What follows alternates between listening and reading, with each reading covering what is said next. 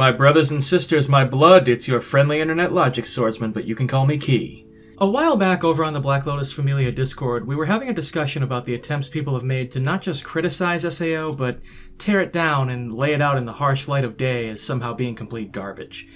I've said many times that despite all the quote-unquote great points that people dumping on the show supposedly make, as stated by people in comment sections and across social media, I've yet to see an actual decent argument that couldn't be debunked by just paying attention to the show, even disregarding supplemental material and the original novels entirely. I openly welcome any argument that can be made, but I've yet to have my standards met as a rational empiricist that requires proportional evidence for forming beliefs, and that's something I put forward again during this conversation, to which I was presented with this video by DX as an example of strong arguments for why it's bad. I think it's no surprise, just going by the length of this video, that I had some problems with it, and that's what we're going to go over here.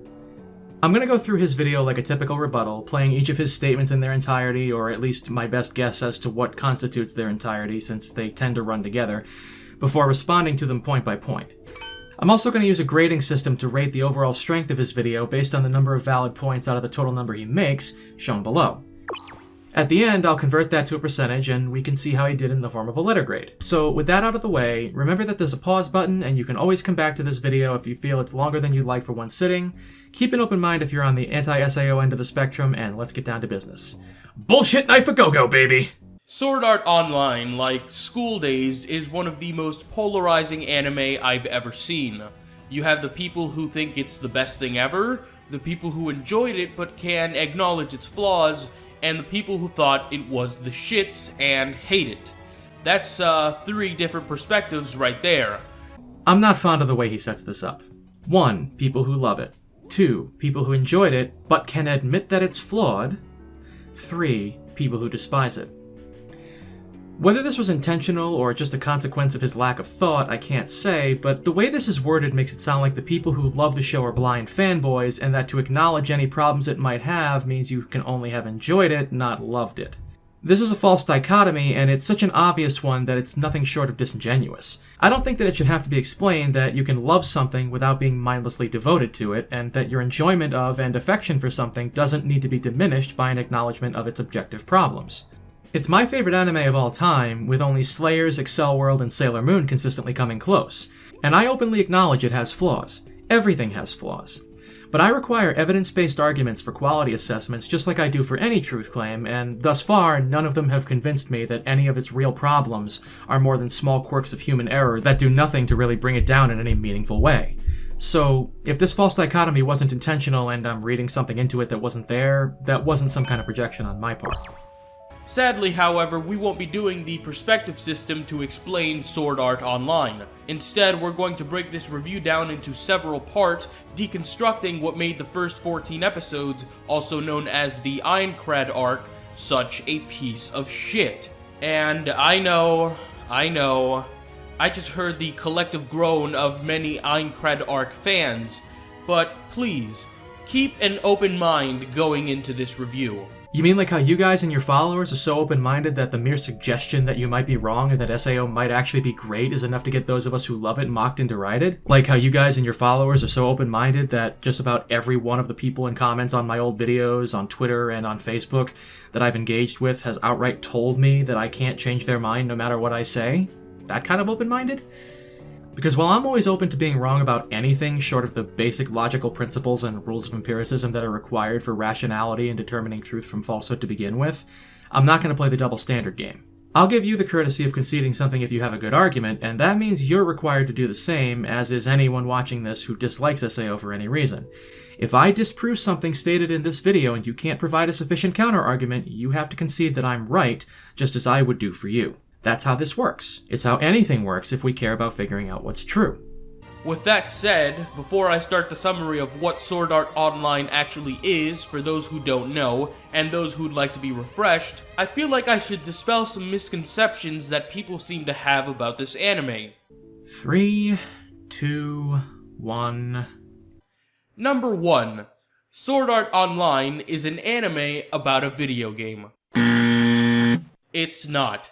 Sword Art Online is about a romance that just happens to take place in a video game. More on this later. Ah, so we're already playing the excessive reduction game. He's right that it's not about a video game. However, he's wrong that it's about a romance that just happens to take place in a video game.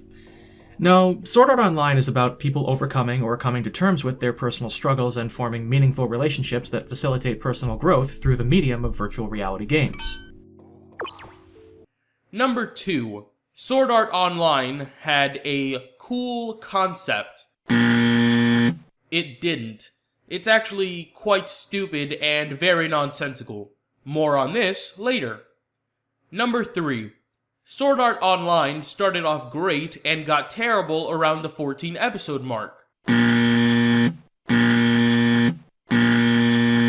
No, Sword Art Online was always pretty bad, and it certainly got worse as time went on, but I don't think for a single second that this tripe could ever really have been considered good. Contrary to popular belief, since I know I'm going to get somebody telling me this, these are not statements of opinion. Mostly. See, while what he says in response to number 3 is entirely objective in nature, what he says in response to number 2 is an attempt to frame something as objective that actually is an opinion. His correction of misconception 2 is also not even an argument, and his correction of misconception 3 is as wrong as the misconception itself, on top of not being an argument either. But as he would say, more on that later. An argument is the use of reason and evidence to support a position or to demonstrate faults in an opposing position. Saying Sword Art Online actually doesn't have a cool concept, its concept is nonsensical and stupid, is not in itself an argument, but a statement.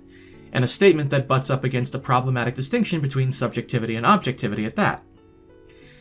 The fact that he attempts to qualify it later also doesn't change the fact that the assertion itself is entirely fallacious. Here's why. If a statement is one that attempts to describe the nature of something and its qualities, or what it is, that statement is in the realm of truth claims, which can be either true or untrue. It doesn't matter if it's labeled an opinion. That just means either an opinion can be wrong, or the word opinion is meaningless because it describes the same kind of statement as something that wouldn't be considered an opinion, and that's a logical contradiction. Even if what he says in the second point were true, and he could demonstrate qualitatively that the concept was nonsensical and stupid, something can be nonsensical and stupid and still appeal to someone in a way that would prompt them to consider it cool. Which led me to the part that was giving me trouble. What it means for something to be cool. The very idea behind most things in fiction could easily be considered nonsensical and stupid from a purely rational perspective, but that doesn't prevent those concepts from eliciting our approval in how they react with our brains. How many ideas in the Marvel movies are completely absurd and divorced from any semblance of logic, for example? That doesn't universally stop us from reacting positively to them. Transformers is another example that comes to mind. Naturally forming sentient machines that can completely reconfigure themselves seemingly with no regard for the conservation of mass is a ridiculous idea. But it's an idea that, while nonsensical, draws on other concepts that certain people like and that intrigue and entertain us, among other things that hold value for us, so we consider it cool. But therein lies the rub, and the thing that tripped me up in thinking about why it was that I had a problem with this statement. Universality. Can the concept of coolness, in the colloquial sense that we all think of, be expanded out universally and applied as an objective assessment independent of personal preference? Can something be universally cool or uncool? Now, it's entirely possible that I didn't think of something, but when I asked this question, the conclusion I came to was that while the mechanics of what we find cool and why we value them can be explained objectively, just like any qualitative assessment, what we find cool is itself necessarily subjective, as it relies on personal preference, which can't be wrong. You can't rationally tell someone that them personally liking or disliking something is wrong. What does and doesn't appeal to you is based on how your individual brain works. The only objective component to preference is why you have that preference psychologically and neurologically. In the case of Sword Art Online's concept being cool, while DX doesn't think it's cool because he considers it faulty, and we clearly have different personalities that would lead us to value different things, as someone who's a career computer enthusiast and whose favorite genre of games is RPGs, I'm fascinated by the idea of full-dive virtual reality RPGs and fully realized fantasy worlds run by deep learning artificial intelligence systems that can interface with the brain directly and even make functional copies of the human consciousness. Something like Alfheim Online or even Sword Art Online would be heaven for me, and I think the concept is extremely cool. Am I wrong for that? Is my excitement over the idea invalid despite all the ways in which it appeals to my interests and personality, because it may have a few logical problems in how it's presented in a science fiction story from 2002, in the days of Windows XP and the Pentium 4. Similarly, is someone who has no interest in computers and who prefers sports games wrong for not taking the same interest in the concept as me and not finding it cool? Going from there, another way to look at this is to equate coolness to being preferable. Not preferred, but preferable. You're not going to get something being universally preferred, but you can have something being universally preferable. Does my finding it preferable make it preferable for everyone, or DX not finding it preferable make it unpreferable for everyone? Clearly, the answer to those questions would be no in my estimation, since it's going to click with the personalities of some people and not with others. So if coolness can't be universalized, that would make it subjective. And so considering something cool then would be best described, I think, as an expression of personal approval or preference. In other words, it's a question of opinion. With that being the case, it's erroneous to try to position whether SAO's concept is or isn't cool as a universal truth claim. This correction doesn't hold. With regards to the actual truth claim itself, his assertion that it's nonsensical and stupid, more on that later. Right off the bat, the first three, pure bullshit. So, what is Sword Art Online? Sword Art Online is a series of light novels that were adapted into an anime in 2012 by A1 Pictures, who have worked on anime like Fairy Tail, Maggie, Black Butler, Blue Exorcist, and Alnoa Zero. SAO revolves around a teen named Kirito who gets trapped in a virtual reality MMORPG and must, with 10,000 other players, clear the game to get back to the real world. The catch here is that if you die in SAO, you die in real life. Along the way, he meets characters such as Klein, Agiel, Silica, Lisbeth, and Asuna. The first half's main antagonist is Kayaba Akihiko, who is the one responsible for the creation of SAO and the entrapment of all the players inside of it. With all this, you should now have a basic understanding of what SAO is. Should I give him a point for this? I feel like I should give him a point for this. I mean, he's not wrong, and it is a separate section, so I'm gonna give him a point for this. I want you to imagine that a game called Sword Art Online has popped up on Steam. It's an MMORPG priced at $49.99. Now, the smart consumer wouldn't buy this game right off the bat. They'd wait for the reviews to come in before putting down this amount of money on a video game. I can tell you right now that if Sword Art Online was ever actually released, of course without the virtual reality gimmick attached to it, that it would be the worst game released that year. Total Biscuit, Jim Sterling, and Yahtzee would have a fucking field day with this game, just ripping it to shreds, because at the end of the day, Sword Art Online is a terrible game, and it hurts the anime overall, even if you don't realize it. The problem with this, in addition to not being an argument, and aside from what a loaded statement it is in a world of genuinely broken and lacking games like Fallout 76, is that it ignores the narrative reasons the game is the way it is, and attempts to position the game having suboptimal design as a reason the show is bad, even though the story is about the people within the game and their development within the circumstances the game presents, not the game itself. The game is only a catalyst and a setting for the character development and the themes within the series, not the main focus, so its quality by real-world standards is immaterial to the narrative. The game is also not meant to be a normal, commercially available MMORPG with a sustained player base even within the context of the narrative.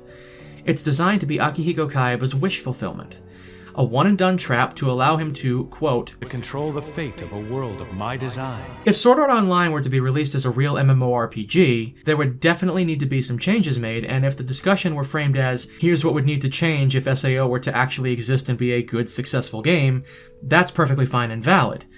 But the second you frame it as, video game bad makes show bad, you lose all credibility because you're missing the point entirely. For starters, SAO is an RPG without magic. An RPG without magic? That's a bold decision, man! No, it's not a bold choice, it's a stupid choice. Magic exists in RPGs for a number of reasons. Adding variety to the melee combat to gameplay is arguably the number one reason. Because SAO has no magic, this not only cheapens the gameplay, but it also makes it pretty shallow. You see, magic also has another purpose in one's arsenal, and that is for long-range attacks. If your opponent is significantly stronger than you, magic can be used to hit them from a distance and give you the upper hand. In SAO, however, there is no magic, so attacking someone from far away via mana or magic is completely out of the question. As far as it being stupid to have an RPG without magic, Fallout, Mass Effect, and Deus Ex would like a word with you. Now, you might say, But Kiripro, those games are shooters as well as RPGs! To which I would say, yes, that is completely true, and that element of their design addresses the projectile weapon component of this argument, which I'll be getting to in more detail next. My point here was that an RPG without magic is not an inherently stupid idea. It's been done, and done well. In fact, Fallout even has less variety to its combat than SAO does, despite having ranged weapons, due to the nature of the game as an open-world sandbox made by Todd It Just Works Howard and company. Sure, you can shoot things to deal with tough enemies from far away, and you've got VATS, but aiming and pulling the trigger isn't exactly varied gameplay, and the melee combat comes down to swinging a blunt object with all the grace and precision of a Neanderthal. There's no skill involved, you just swing and strafe until things fall down. Mass Effect is designed around guns and technologically enabled telekinesis, and Deus Ex gives you the option to play stealthily if you don't want to play it as a shooter. That's about it. The combat in those games isn't particularly varied, and I would argue that there's another action RPG that, despite having magic, offers a good comparison for what a robust melee combat system that holds its own even if you elect to completely ignore the magic system looks like. But we'll get to that in a minute. This wouldn't be so bad if SAO had ranged weapons like bows and arrows or staffs, but you guessed it, SAO has no bows and arrows or staffs. So the only way to deliver real damage to an opponent is to get up close with them, and anyone who has played an RPG before knows that this can be frustrating with certain enemies. In fact, most of them that are several levels higher than you. 1. There are staves in the form of polearms. Players in Episode 2 can be seen with spears. Keita, Sachi, and Sasamaru of the Moonlit Black Cats in Episode 3 have a two-handed staff and spears respectively, and Ishin of Footing Kazan has a glaive. Rosalia also has a spear in Episode 4, and the player walking out of Aegil's shop in Episode 5 has a spear as well. Need I go on? There is no excuse for missing that detail when you're claiming to have analyzed the show closely because it's literally right in your face. If you mean magical staves, then duh, of course there aren't, because there's no magic. Bows are the only thing that we don't see as far as weaponry goes, but like with magic, that's just how Kayaba wanted it. That could easily be changed if the game were actually to release. While an argument could be made for adding bows to an actual full release of SAO, it also wouldn't be a tragedy if they weren't there. But, as I mentioned, the lack of magic and projectile weapons, while certainly reducing the variety of available playstyles in combat, doesn't necessarily make the gameplay shallow. It certainly doesn't kill the combat variety when swords, daggers, sickles, axes, maces, staves, spears, halberds, and glaives all have different combat styles and skills associated with them, and the same goes for the subtypes of each weapon class.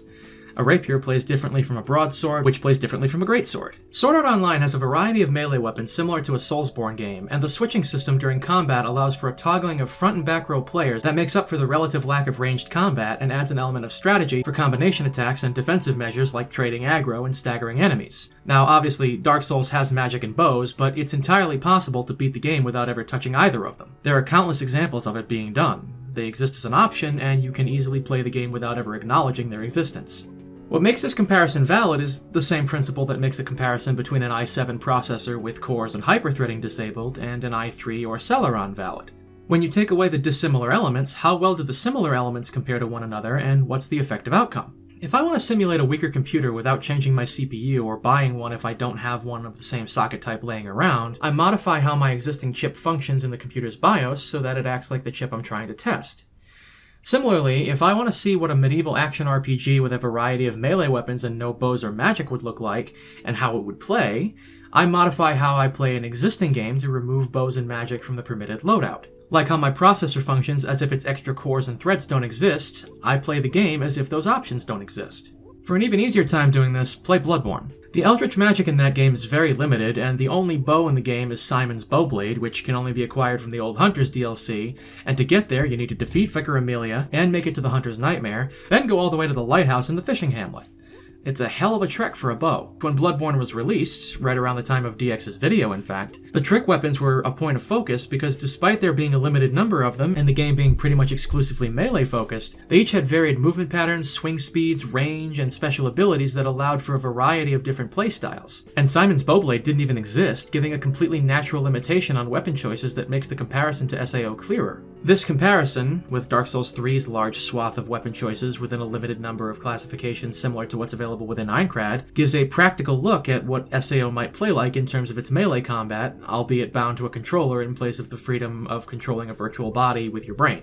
And considering Dark Souls is revered for its combat among many other things, it's anything but shallow. If anything, SAO would play like a first-person, full-body Dark Souls 3 in terms of the engagement, strategy, and skill required to successfully defeat enemies. You need to read their movements and respond accordingly with an understanding of how your weapon functions and what skills you have at your disposal while managing your stamina and knowing when to dodge and when to block. As someone who plays RPGs regularly and is a certified Soulsborne addict, it certainly can be frustrating to have to get up close and personal with certain enemies, most of them being considerably stronger than you. But in a game with a well-designed combat system where the player has full control of the situation and the outcome is determined by how well they play, that's called a challenge, and you overcome that challenge by improving your play. Just like a no-death run of any Souls game, SAO is the ultimate in get good. You have to watch your ass or your ass is grass. And yes, I did more or less just say that Sword Art Online is the Dark Souls of VR MMORPGs. I kinda wanna go play Dark Souls again the more I think about it. Oh god, just imagine Midir in full dive VR. And before anyone says anything, I realize that the game is called Sword Art Online. Hell, the first episode of the anime is called World of Swords, which is why, of course, it makes absolute sense for there to be axes and maces in the game. Because axes and maces are swords. Get the fuck out of here. This is pathetic. That's like if I looked at the game Black Desert Online and said, I realize the game is called Black Desert Online, which is why of course it makes absolute sense for there to be other biomes in the game, because forests are deserts, with that same kind of sarcasm. That's a terrible argument that no halfway intelligent person with even a cursory knowledge of video games would make, and you know it. Strawman on the field, bring in the blowtorch. Swords in the game mostly inflict damage through sword skills, which are combat motions. The anime never really explains what these things are or how they work, but I'm sure that there are a lot of them. Except for like 3 minutes into episode fucking 1 where Kirito explains to Klein that they're triggered by specific motions that the system recognizes and executes automatically. You don't need to be told what a sword skill is. It's obvious just from the name. It's a skill related to the use of a weapon. If you've ever played a video game, as you would need to have in order to be in any kind of position to critique the design of the game, you can figure that out. One of them, for instance, is the dual wielding skill. Now, listen to this. The dual wielding skill is given to a single player in the game as an exclusive skill. The player with the fastest reflexes in the game gets the skill. Now, how this is determined is never explained. Essentially, unless you have the fastest reflexes in the game, you cannot dual wield swords. So on top of not having magic, bows and arrows, or staffs, unless you're the fastest player in the game, you can't even dual wield. The unique skill thing would be tremendously irritating in a real game and would absolutely have to go if the game were to actually exist. I can't see a tenable way to implement something like that in a real MMO with new players coming in all the time over years and years. But again, duh. SAO wasn't meant to be a real game. It was meant to be a world that one batch of people would inhabit, and then it would be destroyed once it was cleared by the hero. Therefore, narratively, this is perfectly fine. How it's determined who has the fastest reaction time isn't explicitly stated, but it's fairly simple to figure out if you ask me. The skill is given to the player with the fastest reaction time. The reaction time of someone's virtual body wouldn't be limited by the strength and conditioning of their muscle fibers, but would instead be determined by how fast their brain processes information and relays the impulses to the system to translate them into movements for their avatar. We know from the speed at which he's able to run up the wall of the Dragon's Nest in Episode 7, and the fact that Heathcliff needed to engage the system's assist mode with split-second timing during their duel in Episode 10, that his avatar is obviously capable of greater physical feats than his real body would be. This is a bit of a given, since many aspects of combat in the game require actions that would be difficult to say the least for a real person to pull off, but for those who might quibble about it, there's some proof. So we can reasonably conclude that an avatar wouldn't present the same bottleneck to reaction time as flesh and bone would, which leaves the person driving the avatar. How fast a person's brain consciously processes information is a product of intelligence and conditioning, so what we'd want to then determine is what Kirito's mental capacity would be. In the case of Kirito's brain processing information related to the game, in other words, how quickly he could make decisions in response to stimuli from the game, we need to take into consideration how adept he is at critical thinking, the fact that he has a couple of years of swordsmanship training prior to the game, and about 17 months of adapting to combat within the game prior to unlocking the skill, and how at home he feels within virtual reality. He demonstrates his intelligence by showing an aptitude for deductive reasoning, strategic planning, snap decisions in combat, mathematics, and probably most infamously, operating computers, all within this arc. And it's stated multiple times from the very beginning that he's very comfortable in Aincrad. It feels right for him to be in that world, and he has no difficulty making peace with living there, and, as he says, being alive there.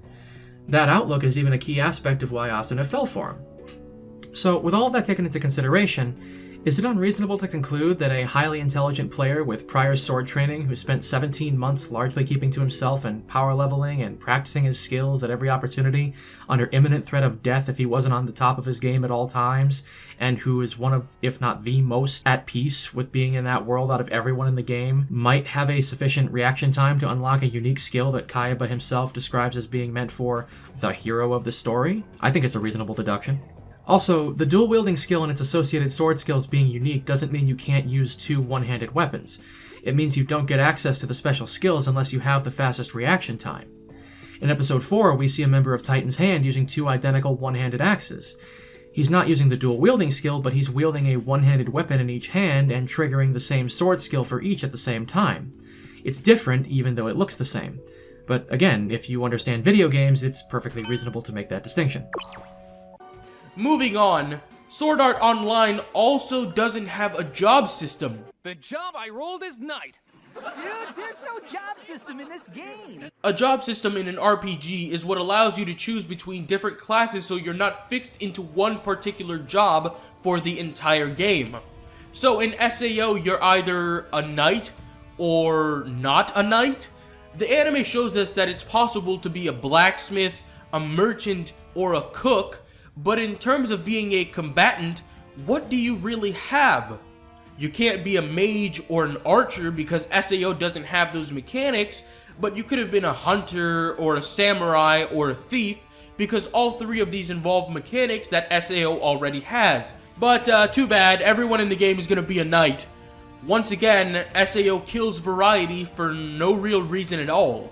Keep in mind, SAO is an MMORPG, which stands for Massively Multiplayer Online Role-Playing Game. Who would want to play an MMORPG where combat is very cheapened by the lack of magic and job system? Oh, you can be a knight in SAO? Who gives a shit? There's hundreds of MMORPGs that let you be a knight better and give you access to more classes. This one is just plain fucking stupid.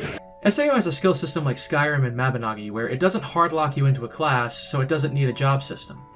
You level skills by using them, and the only thing standing between you and multiclassing is the time it would take to start raising different skills after reaching higher levels. It's a life simulation game as much as it's a dungeon-crawling action game, and so it offers a level of freedom that emulates real life, much like Mabinogi, which is also a hybrid dungeon crawler and life simulator MMO. Mabinogi has classes, but they provide benefits to certain skills and don't prevent you from using any skill you want when you want.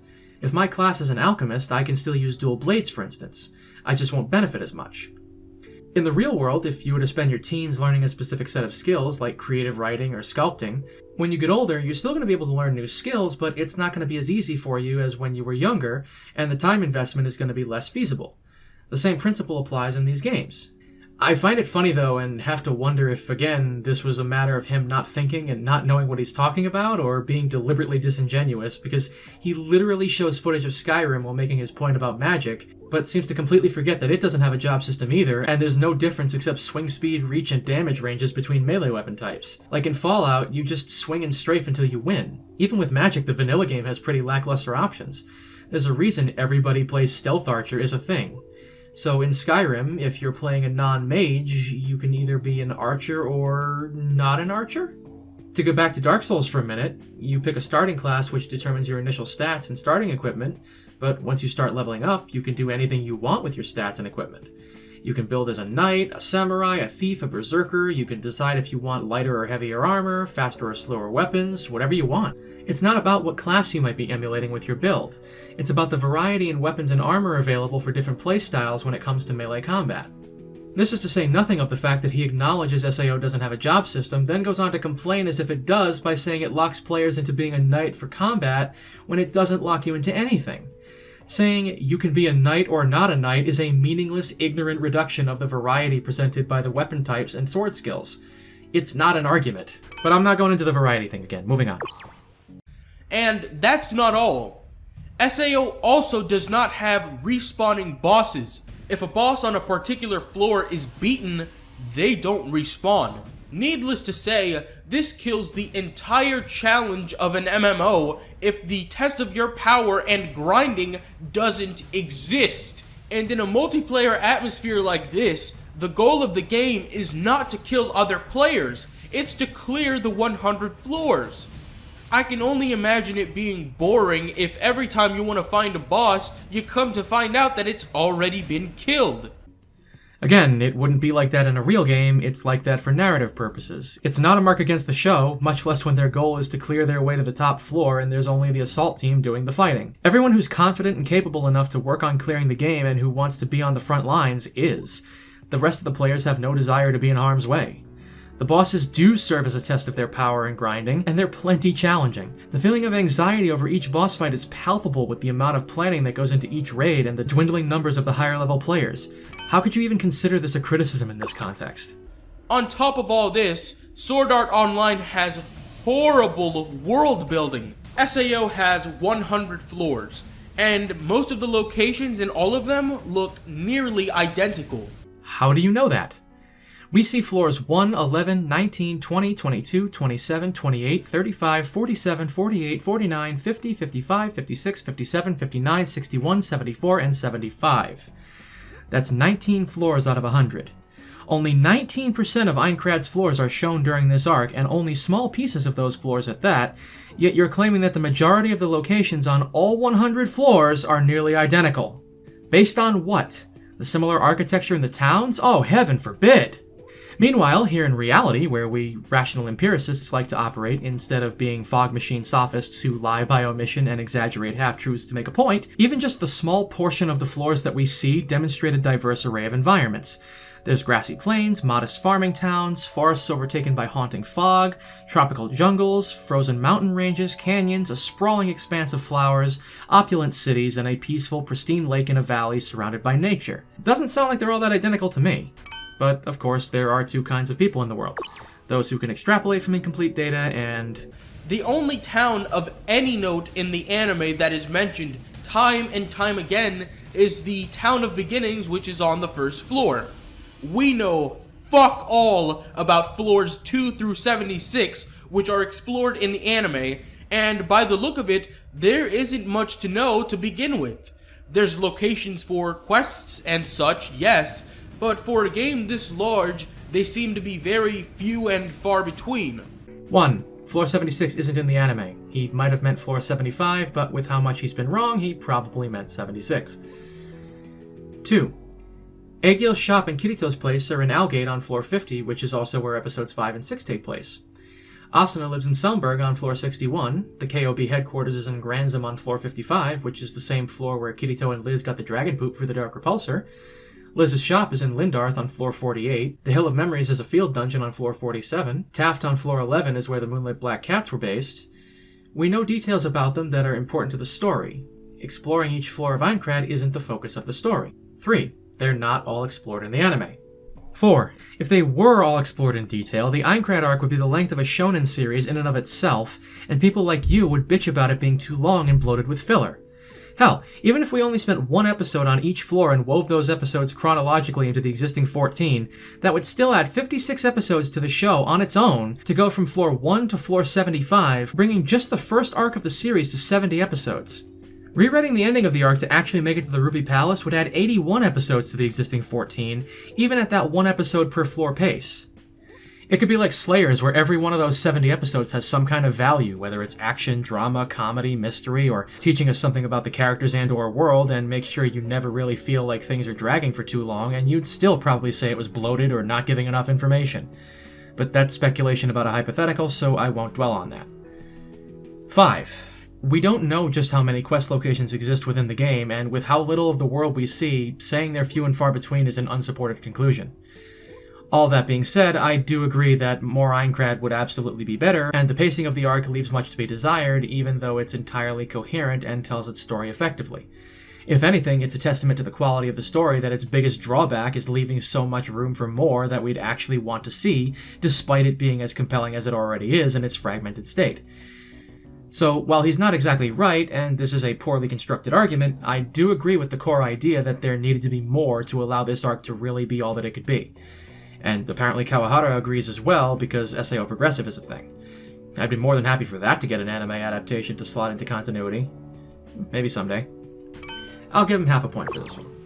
To tally that all up, we've got repetitive levels, one class to choose from in terms of combat, bosses that don't respawn, extremely limited weapon options, and gameplay that is crippled by the lack of long-range attacks.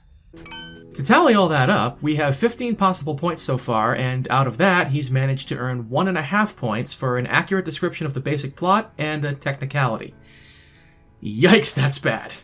But hey, that's still 1/10 of what he would have earned up to now, so, yeah, I got nothing. Jesus, that's bad. Let's just move on. Alrighty then. One might say that it's okay for the game to be lacking in some places because in-universe it is a virtual reality MMORPG, but that is complete bullshit. Touchscreens did not make shitty games any better. Motion controls did not make shitty games any better. Increasing interactivity between the player and the game has historically never made a game any better. In many cases, it actually makes it worse. If I picked up a VR headset and loaded up Bubsy 3D, it wouldn't suddenly become a better, more fun game because I was playing inside of the universe. It would still be total ass. Besides, I'm not sure why you'd want to waste your time in a shitty MMO like that when there would have to be better VR games in this universe to play. Yeah, maybe it's bullshit because it's a straw man, and as we've seen thus far, you've utterly failed to demonstrate that the game is by any means shitty. We already know the real in-universe reason that it's okay for the game to be lacking, but that it wouldn't be okay without. So I'm not even going to waste time stating the obvious about immersion not improving the quality of the game. We all know that, and between that and the dishonest non-argument, he's getting nothing for this.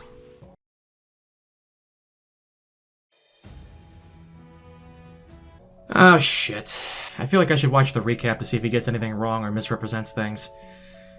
Tell you what, for the sake of time, I'll leave most of the recap out and only bring up anything I have issues with. Spider-Sense going crazy. In 2222, Wow, that didn't take long. I mean, he just misspoke, but still. a virtual reality MMORPG named Sword Art Online is released in Japan. To enter this virtual world, you need to purchase the game and its accessory, the Nerve Gear. The Nerve Gear isn't an accessory for SAO, it's the console the game is played on. SAO is a piece of software for the Nerve Gear like any game on any console. Tried, the Nerve Gear will fry your brain with microwave radiation and kill you. That's not funny, you sick fuck. Kirito meets up with Asuna. They eat and talk about their desire to play the game, despite the fact that they may be killed. Objection, form. Yeah, it's more they eat and talk about their desire to go on living despite the fact that they might be killed. They don't exactly have a choice in whether or not they play the game since, they're trapped in there. So desire wouldn't really work in that regard. Kind of a nitpick, but yeah. And when Kirito goes to check on him, it's revealed that both Diavel and Kirito were beta testers. Objection form. It's probably just a quirk of the wording, but we already knew Kirito was a beta tester. It's only revealed that Diavel was also a beta tester. Kirito somehow manages to escape and contacts an information broker about a special event happening that day.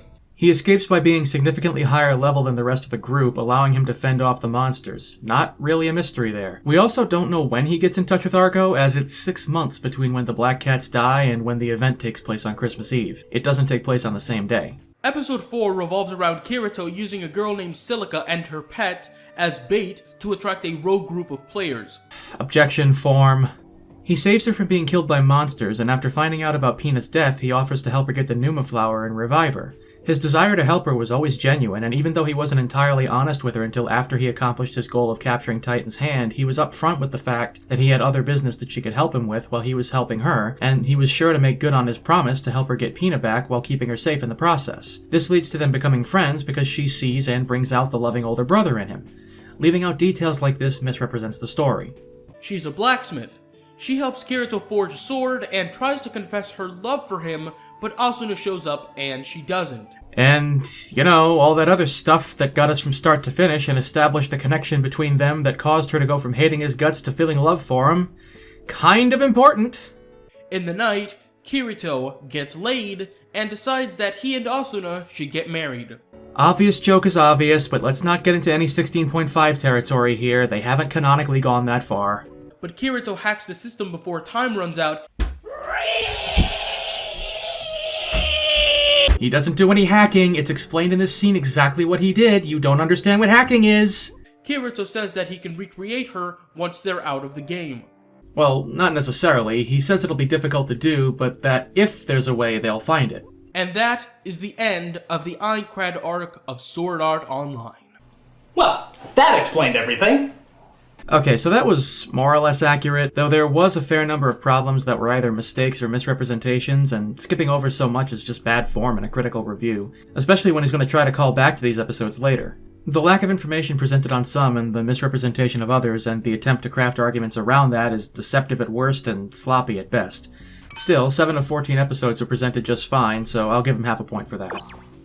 Congratulations, you're half an hour into your 45-minute video that's supposed to lay waste to SAO, and you've got a whopping 2 points out of 17. I can't wait to see more. Here's the moment you've all been waiting for. The moment where I tear these horrible 14 episodes a new asshole. Right. Before I do that though, I'd like to say something to the light novel readers of Sword Art Online. It's to my knowledge that many of the things that I'm about to point out are talked about or explained in the light novel. I understand that. What you have to understand is that I'm not talking about the light novel. The light novel and the anime are two completely different entities, as they should be. A light novel is not to an anime what a guide or a manual is to a video game. So please, don't try to justify how shit this anime is by saying that it's all explained in the light novel. And don't be mad at me for pointing out the flaws in the anime. Be mad at the anime for giving your light novel series such a shitty name. Adaptations of popular novels should strive to not only accurately portray their source material, but to improve on it if necessary and bring fans to the franchise. And they very well can't do that if the adaptation is shit.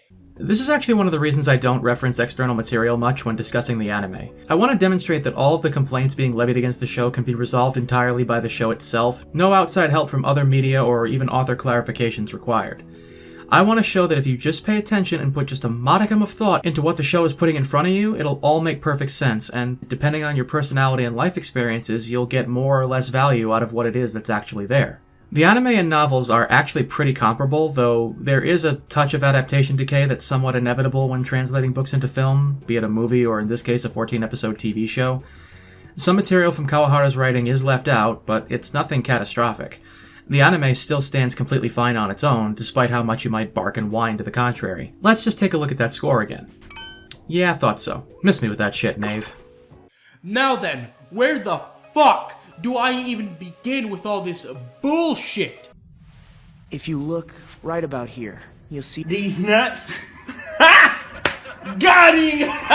There is so much wrong with these 14 episodes that I couldn't even begin to wrap my head around how something could be so poorly written. Then please, by all means, elucidate us poor, uneducated masses. Cause so far, there's so much wrong with your video that I can't even begin to wrap my head around how something could be so poorly written and yet put forward with so much confidence. If SAO had any more holes, you could order it on a sandwich at Subway. You know, I'm really starting to get the vibe that you're just projecting the emptiness and general incoherence of your own position onto the show, because this isn't an argument, and you and all the rest of the haters have been doing a miserable job since this bandwagon started. And with less than 15 minutes to go, I seriously doubt you'll be changing that here. But I'll wait and see. Conspicuous wink of foreknowledge to audience. Wait. Whoops, I wasn't supposed to read that part out loud. Hello, my baby. Hello, my honey. Hello, my ragtime gal. Send me a kiss, my wife. Baby, my heart's on fire. If you refuse me, honey, you lose me. Then you'll be left alone. Oh, baby, telephone and tell me I'm your own. Man, that was weird. Let's begin on episode 1 with the concept of Sword Art Online. I personally find this entire concept ridiculous. Kayaba Akihiko traps 10,000 people inside of a video game. If they die in the game, they die in real life. If you try to take their nerve gears off, they die. If Sword Art Online had gone on for maybe a week or two, the concept could fall within the realm of plausibility. However, SAO goes on for over 2 years. That's 2 years that the surrounding world allowed this to take place. It is outrageous to think that Kayaba Akihiko would not have been found and arrested within this time. And even if he wasn't, people couldn't hack the game from the outside. Kirito showed us that he's capable of hacking the game from the inside, so this makes no sense at all. What Sword Art Online would have been to this world would be the largest hostage situation in recorded history. Bullshit! It goes on for 2 years. Think about this for a minute. You have the Japanese government being so comically inefficient to the point of being lampooned in Shin Gojira, and probably not wanting to risk the deaths of 10,000 people if something went wrong while trying to tamper with the system. The reason Kayaba wasn't arrested was obvious. He was in the damn game, numbnuts. And Kirito didn't hack the game. He used a terminal with administrator privileges to copy Yui's program in the few seconds he had before the system booted him out. I mean, part of me feels like that's enough of a rational justification. The government is bloated and slow to act and had reasonable concerns about tampering with a highly secured system that could have failsafes in it that would result in thousands of people dying, and with the guy who designed it in the game himself and no way to extract him, their hands were pretty much tied. SAO going on for 2 years also creates other large problems within the plot, namely the safety of the players. Asuna mentions that at one point, many players went offline while being transferred to hospitals. Okay, that does make sense. What doesn't make sense is the safety of the characters who lived alone. A prime example is Klein. How the fuck is Klein even alive? Klein lives alone, and unless some massive sweep of IP addresses was done to find players that hadn't been reported to hospitals, Klein should have died of starvation, as should have all the other players who didn't have families or lived alone. But nope. This is never once brought up in the anime at all. In one rant, you act like the government is so capable that there's no way they couldn't have resolved this in a week, and in the next, you can't even conceive of how the people who lived alone survived. If in your mind the government absolutely would have resolved this in short order, and you can't believe anything to the contrary, then given the fact that they didn't resolve it in a week, how can you not assume that the same government that you advocate for the competency of was able to at least efficiently locate and transport all of the players? Can you at least be consistent in applying your own logic to your criticisms? But okay, let's go through this. I'll quickly take a look at the IP sweep suggestions, since being an IT guy, I feel a need to acknowledge this first. I don't want to get too deep into the technical details and speculate too much about the information we don't have, like exactly what kind of network topology and security measures Argus had for the SAO mainframe, since that could be an entire video on its own, but I will just give a brief rundown of how this would likely work. Let me know in the comments if you want to see that, though. I'd be more than happy to go over it and explain the details. For now, here's the gist of it. Unlike in Phantom Bullet, when Asuna makes the suggestion for Kikuoka to make a list of Laughing Coffin members and contact their ISPs to trace their locations, the task force at this point in time presumably doesn't have access to who is and isn't playing SAO, given that they don't have access to where that information would be stored. In order to isolate the IP addresses of players who hadn't been sent to hospitals, the government would need to access routing information from the gateway routers being used at Argus for the network that the game's servers were on. But to obtain that, they would need to know what networks to look on. Whether it was done in the homes of the individuals who lived with other people, or was done in a hospital, a packet sniffer could be used to record the IP addresses being sent between the nerve gear devices on that network and the game's servers to determine what the IP addresses of the servers were, which would be traceable to physical locations, assuming they couldn't simply order the release of that information from the company as part of the investigation. Once they have access to the computers and routers, they would need to figure out who's where. This could be a matter of looking at the routing tables or using a sniffer and recording the source and destination IPs coming across the network, then filtering out the known addresses, such as the public IPs of the game's servers and the nerve gear clients that are on hospital networks. The remaining addresses could then be traced to the physical locations of ISP servers throughout the country, which the government could subpoena for client information as an emergency response, or use as a starting point for search and rescue operations within those areas. Also, unlike Phantom Bullet, where Kikuoka mentions that the ISPs wouldn't be likely to release their clients' information if all the government had to go on was their handles in the game, this being a nationwide cybercrime might result in them being willing to release the information or being forced to. I think it goes without saying that I'm not an expert in Japanese law, so I can't really say. Again, this is a very basic rundown of that scenario, but it could have been, and quite possibly was, done. We don't know the extent of the government's actions during that 2 years. And setting aside the cybersecurity aspect of things for a minute, is it so unreasonable to assume that they could have gathered data on anyone who had purchased a copy of Sword Art Online and done background checks, or asked the families of other players if they knew anyone who might also be playing and where they might live? There's also the likely scenario of people reporting their neighbors not leaving their houses or apartments for a few days or more. Who's to say a police welfare check wouldn't lead them to be discovered through forced entry when they're non-responsive during a situation where people are literally being trapped in a comatose state? And then there's the fact that, yeah, a number of them probably did die alone in their homes. Just because we weren't told about it doesn't mean it didn't happen or we're expected to believe that. We don't know the details of how every one of the roughly 4,000 casualties actually died because it wasn't relevant information to be told directly. You're making an assumption and then inserting it into the gap as if it were the show putting forward that idea when, in fact, it said nothing one way or the other on the matter. You then criticize it for something that was entirely fabricated by you based on how you chose to mistakenly interpret a gap in information that has no bearing on the consistency or believability of the story and can easily be filled in with very simple assumptions that don't ultimately matter. In other words, you criticize the show for your own straw man. That conclusion is unfounded and the complaint is entirely moot, plain and simple.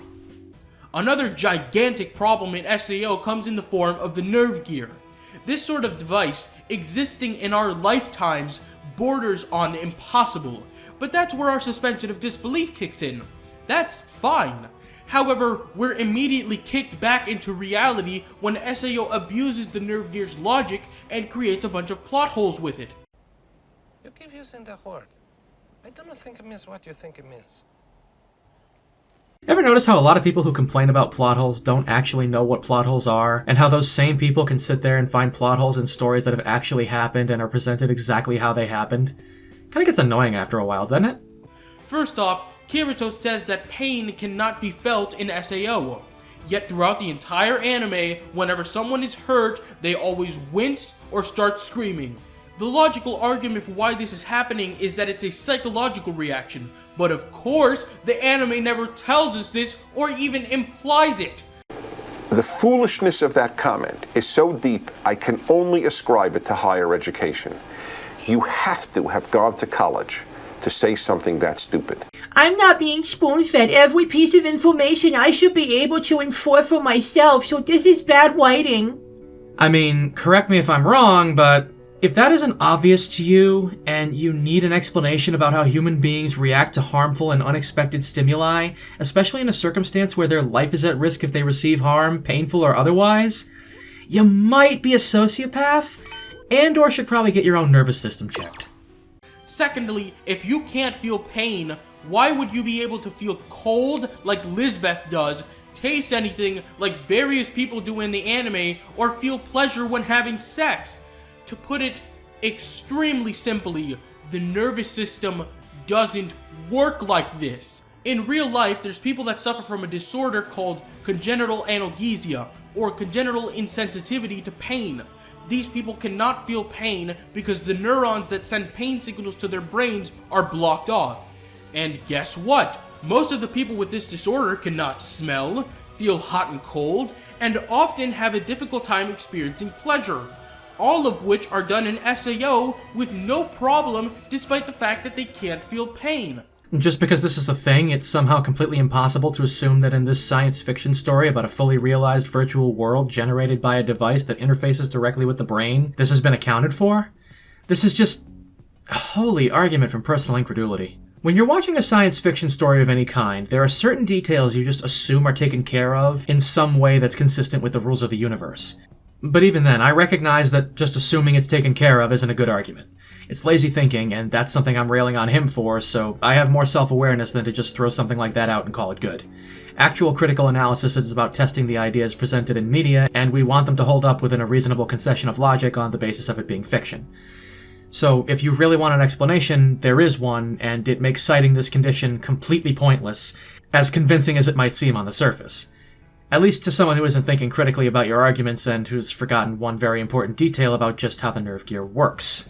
Did it ever occur to you that they can feel other sensations but not pain because the system is bypassing their actual nervous system and simulating all of the sensations with that direct input to the brain? Their real nervous system doesn't matter because the nerve gear intercepts all input from their real bodies and isolates the brain from non-vital functions. People still need to breathe and their heart still needs to beat while they're diving, but the senses are taken over by the computer. The nerve gear effectively becomes their nervous system and sends the sense data for hot, cold, texture, weight, etc. to the fully functional parts of the brain responsible for interpreting that data. The computer says you feel cold, you feel cold. It says you feel pressure, you feel pressure. So of what relevance is a nerve disorder when their nerves don't even factor into the equation, and as far as their brain is aware, the signals it's receiving from the computer are indistinguishable from real sense data from a fully functioning nervous system. The game just doesn't send pain signals when they receive physical harm. It does send everything else. Virtual reality as a bypass for physical disability is even something that's explored later in the series. This isn't a plot hole, it's just your attempt to mask your own ignorance and inability to consider your own fallibility before jumping to conclusions. You're just trying to blame the story for the result of you not thinking. It's science. At the beginning of this video, I mentioned that SAO is not about a video game, but a romance that just happens to take place in a video game. This cannot possibly ring more true if you actually examine the game like I have.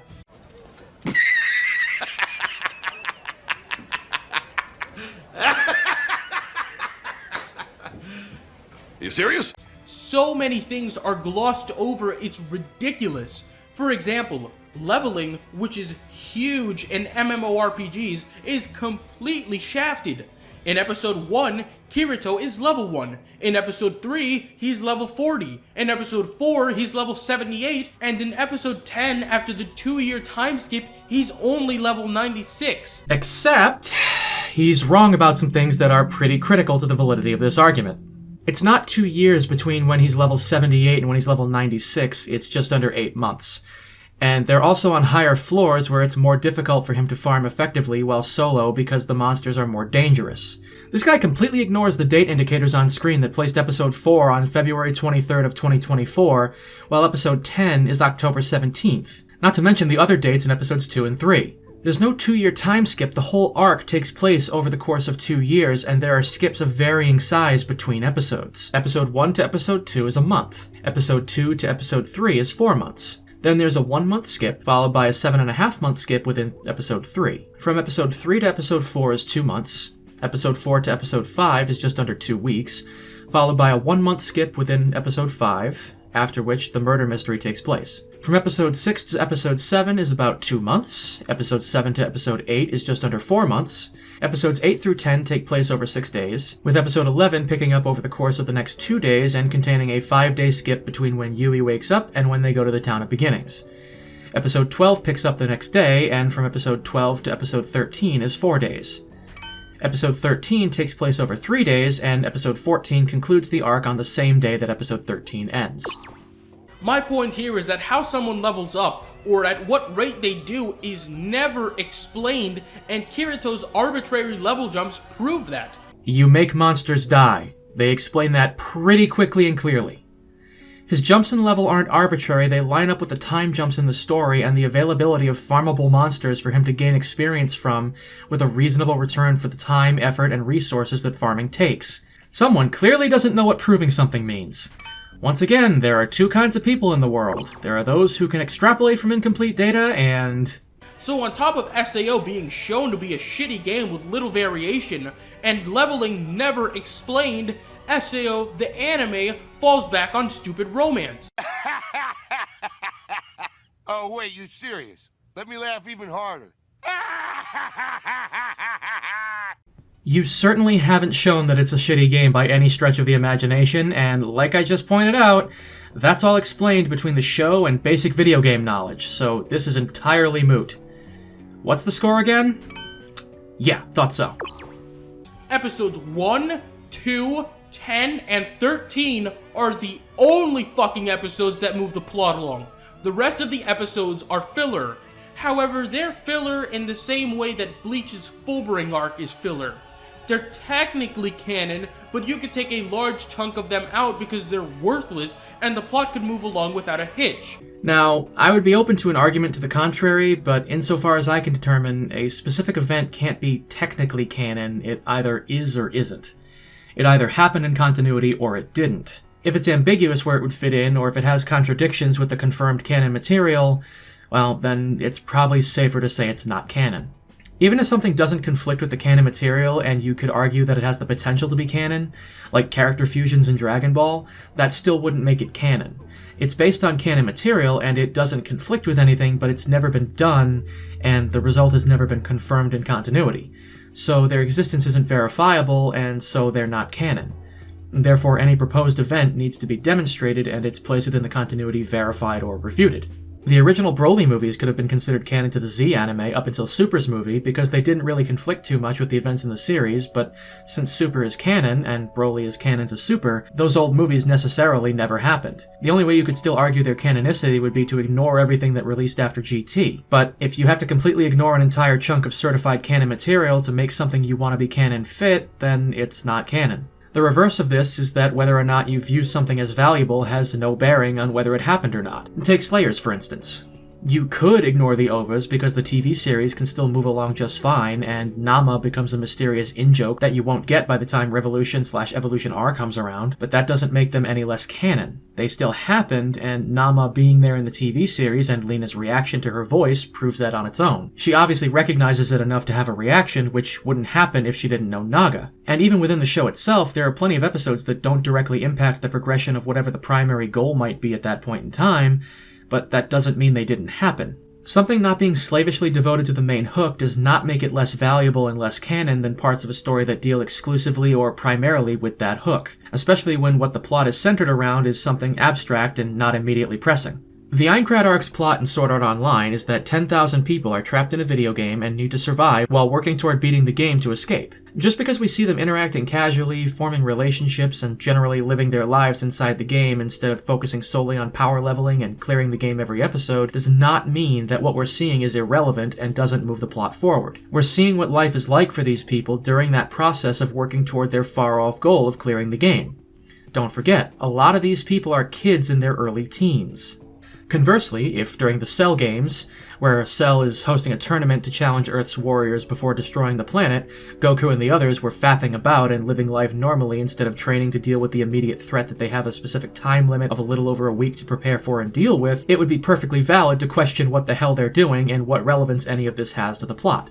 We shouldn't see Gohan playing baseball and studying, just trying to be a normal kid, or Bulma having a party, or Yamcha trying to pick up chicks and show Trunks what life is like in their timeline, and teach Vegeta how to chill, when the plot of the story arc is that a homicidal android that's more powerful than the heroes is going to destroy the world in 10 days if they can't stop him. The threat depends on the actions of a malevolent force with agency, not the actions of the protagonists. Cell will kill everyone and blow up the planet in 10 days if they don't stop him, so there's no time to dick around. It wouldn't make sense to show them not preparing if the goal of the story is for them to defeat the immediate threat. In SAO, which is a character-driven story, the threat only exists when they're in combat, and there's an undefined limit to how long they can stay alive in their comatose states in the real world, which could be a number of additional years with proper medical care. The malevolent force has no agency, and so the pace at which the plot advances can be dictated by the actions of the characters. And insofar as the smaller stories that fall under the umbrella of the overarching plot contribute to the narrative by developing the characters and/or world, they're not filler. Episodes 3 through 9, 11, and 12 are all critical to developing Kirito's character and all facilitate his growth as a person, while also establishing relationships and motivations that come into play later in the story during parts that are inarguably canon. So if canon material is calling on those events, then that right there makes their place in the story inarguable. And just as a side note, you can even see the progression in his maturity, happiness, and worldview in the way things are drawn and colored in each episode. It's a pretty neat little detail. So, again, in the Dragon Ball example, that would be filler, and would be irrelevant and skippable. Not what we see within 64.3% of Aincrad. The remaining episodes in SAO deal with Kirito meeting other women like Silica and Lisbeth, or bonding with Asuna and marrying her. All of this at the expense of the actual game and anime. I mean, that's just objectively false. It's all world building, character development, and relationship building that fleshes out the story and makes the characters fully realized three-dimensional people with thoughts and feelings about the lives they lead in both the real world and the virtual world they currently inhabit. Speaking of Asuna, she is supposed to be very powerful, but we never see her training. In fact, the only skill she's supposedly maxed out is her cooking skill, and everyone is always mentioning how famous she is, but never what she's actually famous for. 1. You don't have to see someone training to understand that they have been training when you see that they've clearly gotten stronger since the last time they appeared. It's called using context clues to make an inference.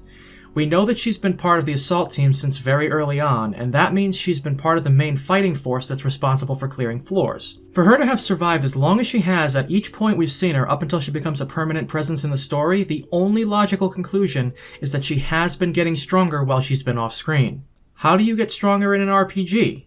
Level grinding. How do skills improve in SAO? Using them. What's it called when you practice skills repeatedly to improve your aptitude with them and build your strength? Training. 2. Asuna is not the main character in the series proper. Kirito is. The original story wasn't written with the intention of following the other protagonists through their trials to get stronger, and the anime is a direct adaptation of the novels. 14 episodes isn't enough time to expand on that original story while retaining as much as possible from the source material. 3.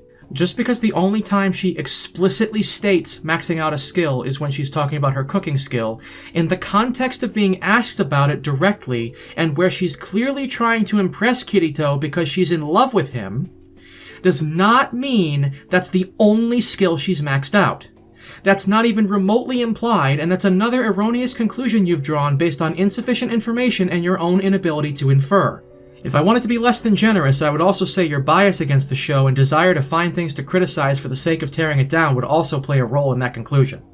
If you ask me how much I know about computers and I tell you that I'm an expert, does that preclude me from being an expert in anything else? Is it not possible for someone to be multidisciplined just because they only draw attention to one of the things they're proficient in when asked specifically about that skill? I think you get the idea of just how stupid this non-argument is. This kind of basic deductive reasoning is something I learned in first grade, so it's not like it's even a difficult concept to grasp. There's just no excuse for this kind of foolishness being passed off as a legitimate criticism. What makes it worse is that it plays to the automatic outrage that kicks in when someone plays the feminism card. Let gasp! A woman who takes on a traditional gender role? Such misogyny! Be offended at such tasteless writing! You seriously have a problem with drawing sweeping conclusions from a limited amount of information. Jesus Christ. 4. They literally tell you she's famous for being second in command of the leading guild in the game and being so skilled with a rapier. Pay attention before you run your mouth about basic details. And this brings me to my next point. Kirito is overpowered as fuck. I just mentioned that he went from level 1 to 78 in 4 episodes, but he's always shown dicking around. He has never actually shown training at all. Give me one good reason why Kirito is as strong as he is. Keep in mind, this is the same guy who tanked like 7 players attacking him at once. The same guy who took down the event boss when 2 different guilds were looking for him. The same guy who took out Kuradil in 5 seconds, and the same guy who was so damn strong that he forced the programmer of the game to cheat in his fight with him. 1. Pay attention to the timestamps. The events in those episodes don't come one right after the other. His level progression in those 4 episodes was over the course of about 15 months, from November of 2022 to February of 2024.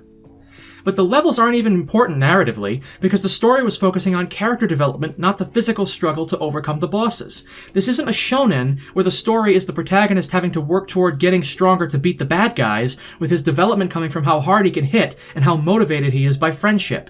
This story is one of internal struggles first and external struggles second. Those internal struggles are shown and worked through via his bonding with others and both the positive and negative outcomes of those interactions. 2. So when you say, always shown dicking around and never actually shown training at all, do you mean the end of episode 1 where it shows him running out to go grind and get stronger while expressing his determination and cutting through a wolf? Episode 2 where he's helping fight the boss? Episode 3 where he's working with the moonlit black cats? Episode 4 where he's helping Silica while also hunting Titan's hand for a guy whose friends were murdered?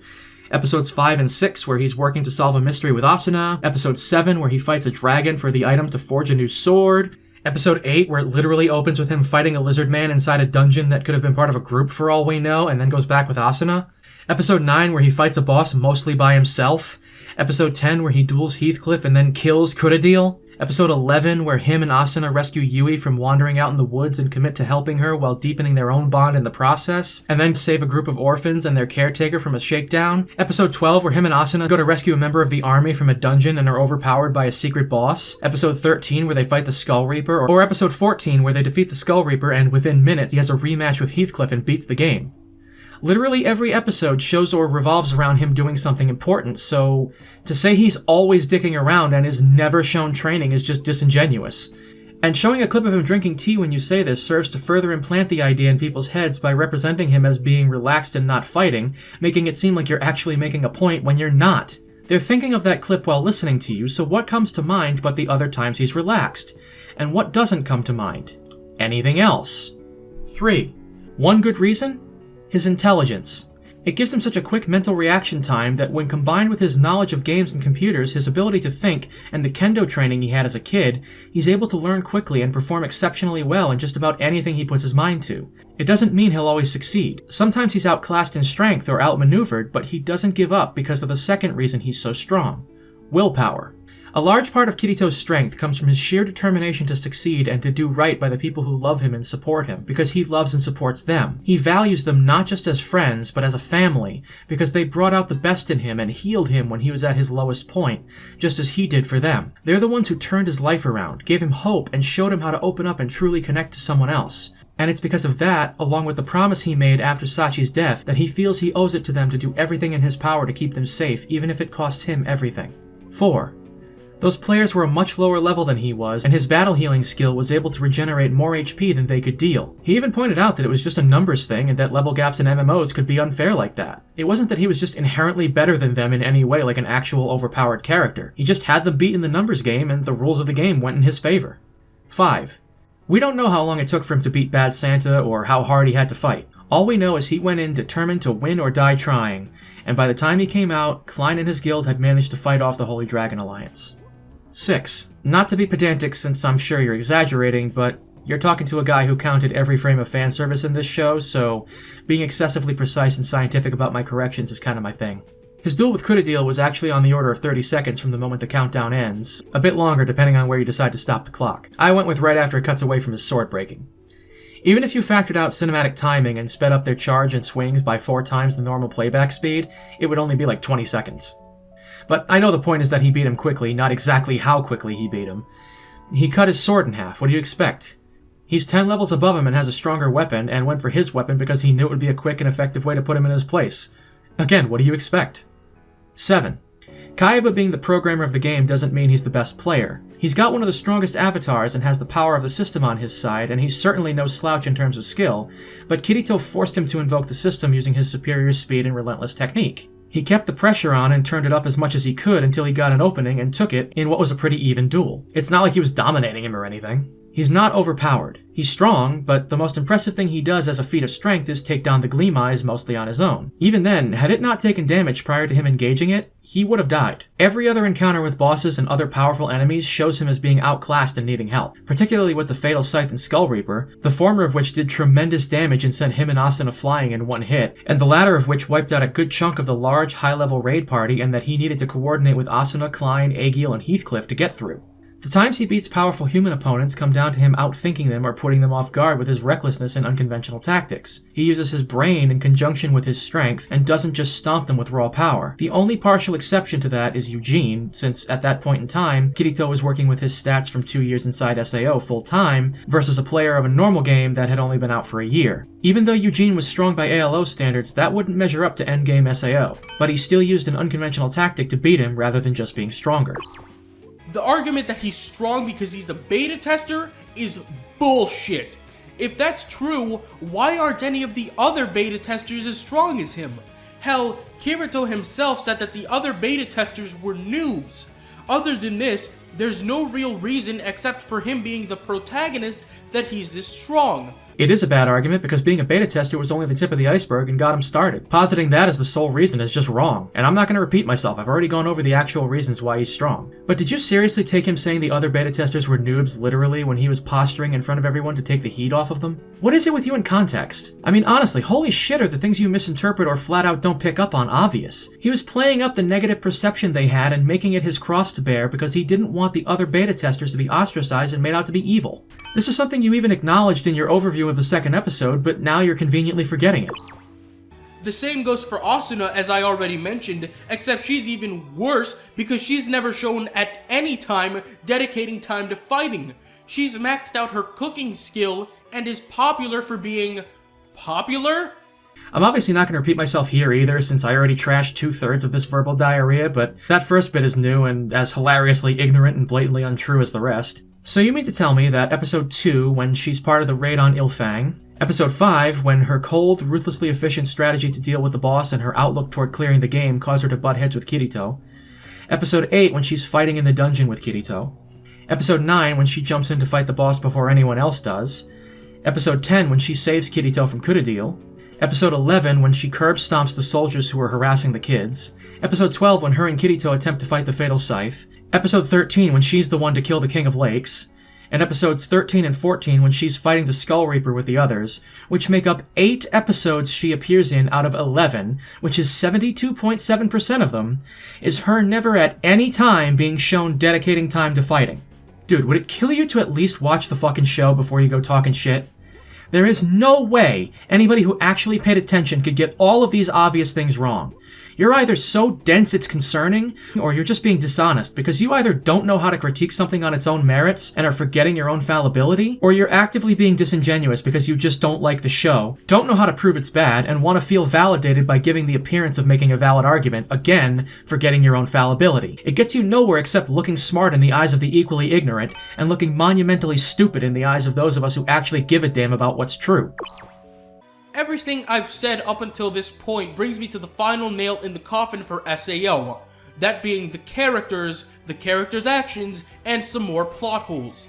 Characters making stupid or illogical decisions isn't really an argument against the writing of a show unless it's completely against everything we know about them without sufficient justification and comes out of nowhere, since they don't always have full knowledge of the things we do as the audience that would aid them in making their decisions in a completely rational way. They're also directly experiencing the emotional impact of the situations they're in, which can cloud their judgment and cause them to act irrationally.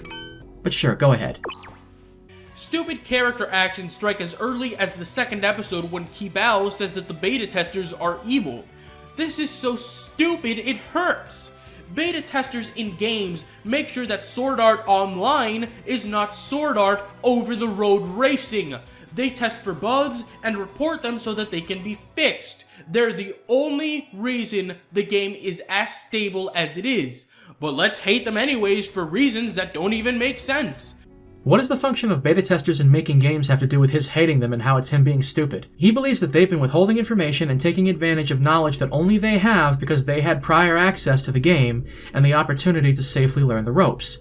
He thinks that they're immoral for putting other people at risk of being killed, and so he's hostile towards them. He's mistaken in his assessment of them, as Aegil shows, but that doesn't mean his thinking is stupid or that the writing is bad. Not even close.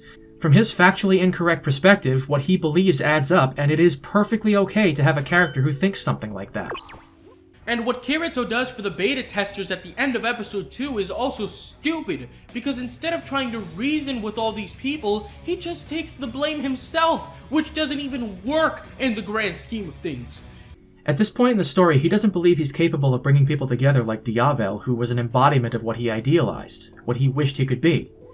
He's an emotionally isolated 14-year-old who doesn't know how to deal with groups, and has convinced himself that he's selfish and lesser for abandoning Klein, even though he was respecting Klein's wishes to be with his friends, and didn't think he would be able to keep the entire group safe by himself if he went with them. You can clearly see that he's conflicted about the praise and cheering after he kills the boss because of his self-doubt. He doesn't know how to feel about the approval of others when he has such a low opinion of himself. That approval turning to negativity after Kibao speaks up only serves to reinforce this negative view he has of himself. He wants to unite people like Diavel and doesn't want to see people die, but he doesn't believe he's capable of being that kind of positive force, and so he gives into his loner impulses further and takes the path of the martyr, isolating himself for the greater good. Like I said earlier, he plays up the negative perception they have and makes it his cross to bear because he doesn't want the other beta testers to be ostracized and made out to be evil. By taking the brunt of the hatred and making himself out to be so much worse than the group that's already being demonized while also putting them down and redirecting the focus away from them, he acts as a negative unifying force that softens the perception of the other beta testers. If he's seen as worse than they are, it becomes a "the enemy of my enemy is my friend" situation, in which the other beta testers and the regular players can set aside their differences through their disdain for him. At least that's the idea, anyway. That's not even to say that he fully thought it through. It was likely more of an impulse based on that pretense rather than planning, since it was all in the moment. Just because an idea doesn't work out as planned or was malformed doesn't mean it was pointless or bad writing. Not every idea a character has to be perfectly logical and have the intended effect for it to have a place in the narrative. If every idea always worked out perfectly and was the most sensible thing to say or do in a given situation, then you would sacrifice tension, strain credulity, severely diminish the story's ability to remain interesting, and very quickly write yourself into a corner with unresolvable contradictions between opposing actions by two people who always make the right choice. In what universe does everyone within a story need to make the most logical, rational, empirically sound decision at all times in order for the story to make sense and be well written? Characters making irrational decisions and being unreasonable is an absurd thing to criticize, because without that, they would cease to be human. You show me one human being throughout all of history who has held nothing but perfectly sound beliefs and always made entirely sensible decisions in everything. If you tell me you can, you're lying. If you think you're that person, you're the most arrogant and deluded person on the planet. Kirito as a character can only be described as a lying, arrogant sack of shit. You're you're a fucking asshole. We have already discussed that bosses in SAO do not respawn, so players who don't feel like endangering themselves in the game can live in safe zones and wait for the clearing forces and army to clear the game. When Sachi mentions this because she's not a complete idiot, Kirito agrees but says it's okay because he'll protect her, which encourages Sachi to fight, which gets her killed. This is the only example he gives of Kirito somehow being a lying, arrogant sack of shit, before he pivots to something else entirely, so since he hasn't presented any further argument, it's my assumption that this is the basis for his belief, otherwise he would have put something else forward. Fair to say? That established, what a bunch of needlessly vitriolic garbage. Kirito as a character is a socially anxious young boy whose escape from the discontentment he faces in the real world has been turned against him and become his harsh new reality, and who struggles with emotional isolation stemming from the disassociation he feels from his family and, justified or not, the stigmatization of his status as a beta tester by the population at large within the game. He's a well-meaning introvert who's trying to feel out ways in which to connect with people and fit into social environments, while also protecting himself from a reflexive backlash from anyone who finds out that he's a beater, and internalizing the pain he feels from the rejection and tragedies he experiences. The reason Kirito encourages Sachi and tells her it's okay to fight because he'll protect her is to attempt to ease her anxiety and do what he can to lessen her emotional suffering. He tries to reach out to someone emotionally and be there for them when they need support. He feels that by comforting her when she's overwhelmed by anxiety and giving her the peace of mind that he'll be there for her to prevent what she's afraid of, he can make her time in the game less miserable and help her get through to the end. Encouraging her to fight isn't what gets her killed. What gets her killed is a tragic accident that came about due to Kirito going along with the other's decision to go into a higher level dungeon against his better judgment. Even that would have been okay if not for Dingledork running in and triggering the trap like a noob. Kirito isn't arrogant or a liar. The only lie he tells is that he's a lower level than he really is, and that's to protect himself from being rejected. He said what he said about protecting Sachi in good faith to help her feel better, because he genuinely believed he could help keep her and the other black cats safe. He feels deep, deep remorse for that failure and holds himself personally responsible for the deaths of 5 people he cared for and considered friends, once again internalizing his pain and beating himself up morally for it. He's racked with guilt, and not knowing how to handle it, not having a healthy outlet for it in the form of someone to confide in, he falls into self-loathing and depression. Being good is about more than just not being evil. To be truly good, you need to recognize your capacity for evil and actively reject it and work against it. The greater your potential to do wrong, the more you need to try to do right and resist that potential. When you do wrong, you need to recognize it and work to make it right. This is something that Kirito, for his moral failings, embodies completely, and his arc is in large part committing to and consciously carrying out this process of making right by those he's wronged, and preventing further wrongdoing on his own part, and even the parts of others, whenever possible. He does this in spite of all the pain he's suffered. He doesn't persist in his defeatist, miserable state that he falls into after the death of the Moonlit Black Cats. He finds redemption through Asuna's compassion, the love of someone who sees him as worthy of being loved when he's believed for so long that he wasn't and could never be. And instead of internalizing pain and isolation, he internalizes that love and uses it to fuel his inborn drive to be a good, noble, compassionate person in his own right, to live up to the worthiness that Asuna believes he possesses. And that's something that not only makes Kirito a great person and a great character, but a great tragic hero. If you're playing SAO for fun, like many in the game are, you're a fucking idiot, plain and simple. Not an argument. SAO is a death game, but it's a death game you can choose to participate in. It's like being thrown into Battle Royale and having the choice whether to sit and wait with Kitano while everyone kills each other off, or actually participating in the goddamn event like Kiriyama.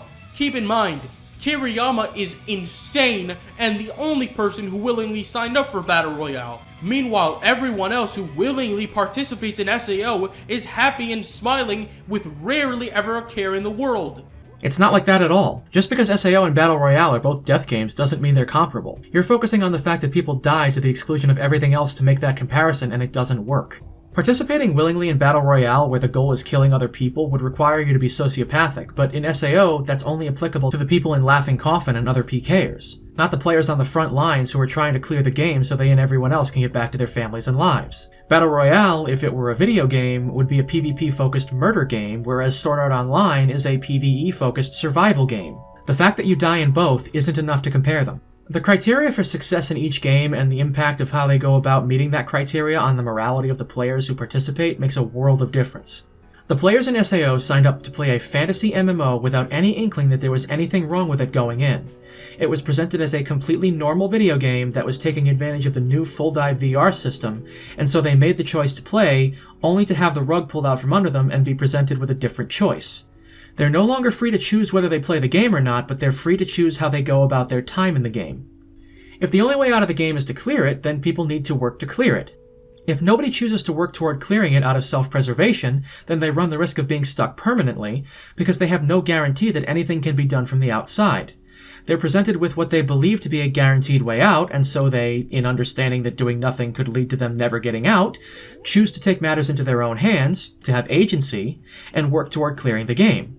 You get a choice in whether you want to participate in clearing it or not, but it still needs to be done to win the game and everyone's freedom. Being on the front lines in SAO involves personal risk in fighting mobs and bosses.